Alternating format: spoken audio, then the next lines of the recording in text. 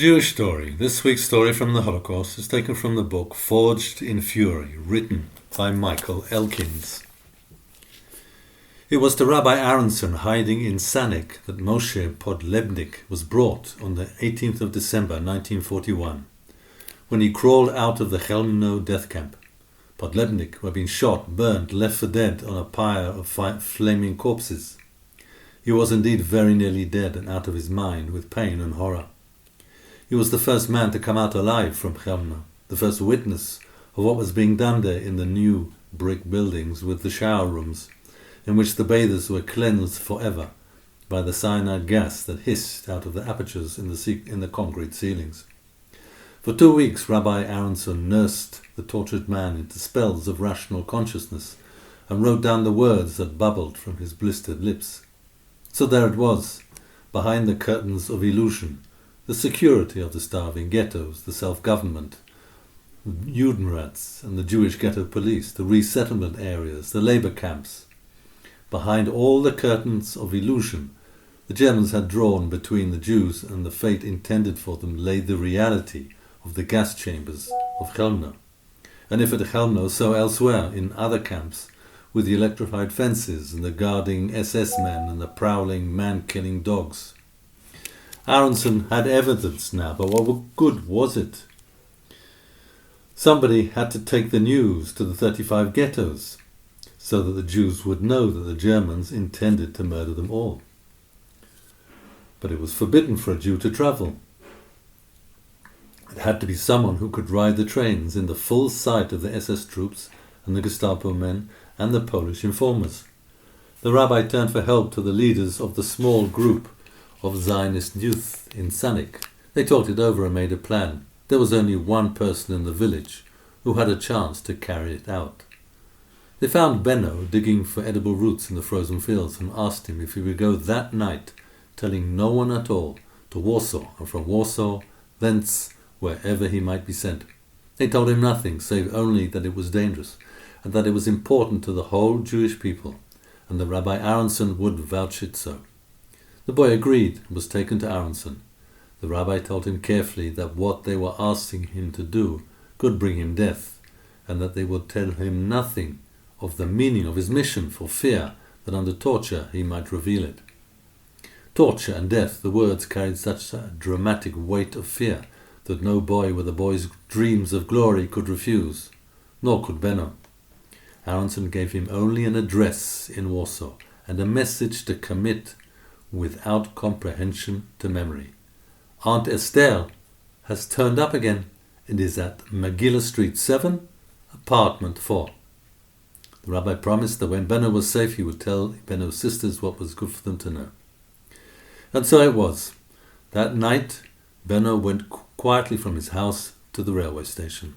Benno was Ben Issachar Feld, blonde, blue-eyed, uncircumcised, speaking German, a 14-year-old boy frightened and alone, and from that day on to be known as Benno the messenger.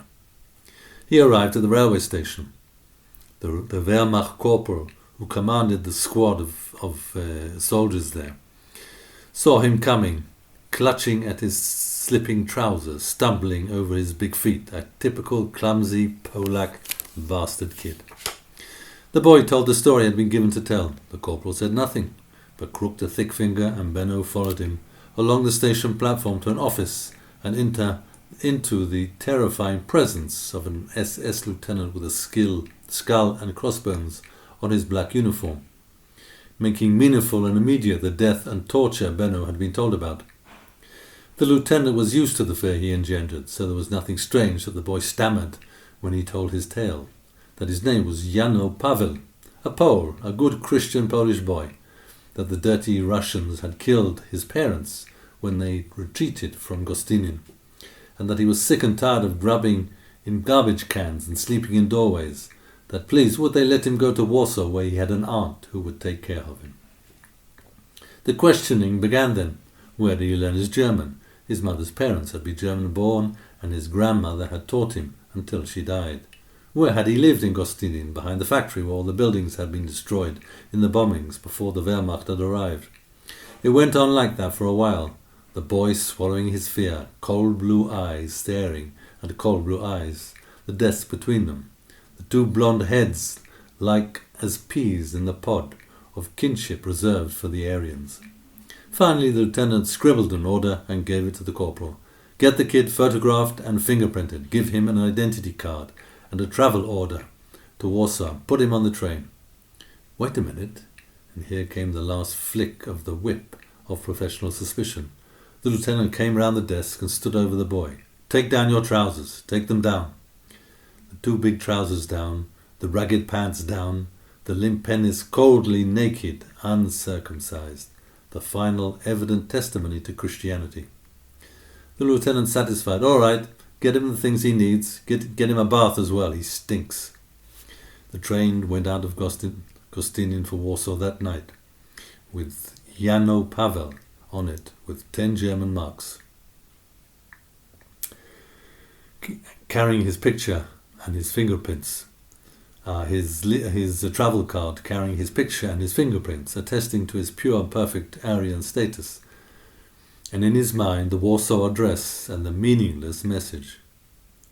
At Warsaw, his travel card got him through the station guards without hardly a glance, and a wandering hour brought him to the address he had been given. And then what? He had an address, but no name to go to. The building had a janitor, a man named Sokochow, and others had come to the building with that same uncertain look in their guarded eyes. He took the boy down to the room next to the furnace, gave him a chunk of bread, and asked the two cautious questions. Where are you from? What do you bring? Benno told him. The message had no meaning for Sokochow, but the name of Aronson was known to him. So out they went that night, Benno and Sokochow, down into the sewers, the boy choking with the stench and the enclosed fear, and up again in the Warsaw ghetto, to the secret place of Hashomer HaTzair, the Zionist young guards. Mordechai Anilevich was there, less than 2 years before he was to die in a flaming bunker at the head of the ghetto fighters of Warsaw. Benno repeated his message. Aunt Esther has turned up again and is at Megillah Street, apartment 7, apartment 4. Anilevich sat there for a moment, puzzling it out. Then he reached out for the Bible, and there it was, out of another time and another persecution. For chapter 7, verse 4 of the Megillat Esther, the biblical story of Esther, reads, For I and my people are sold to be exterminated, slain and lost. But if we were only being sold as slaves and maidservants, I would have stayed silent. There it was, the truth, from Moshe Podlebnik out of Chelmno, from Rabbi Aronson of Sanik, by way of the boy, Benno the messenger. The curtain of illusion tore now and the truth out. The Jews in their millions were being sent to the guarded and secret camps, not, as the Germans told them, to bend their backs in labor for the Third Reich, but to be killed. At that moment, before an aging janitor and a 14-year-old boy, Mordechai Anilevich began to plan the Jewish Fighters' Organization of Warsaw and the heroic revolt of the Warsaw Ghetto. Out of the ghetto that night, down through the sewers and into the Aryan quarter of Warsaw, went Benno the messenger. Across Poland he went, to Vilna, to Białystok, to Kovno. Behind him everywhere the flames of a Jewish fighting revolt flickered into being. For 3 years Benno the messenger became legendary, carrying that blessed travel card that opened the roads to him, travelling fast and safely past the German guards, until June 1944.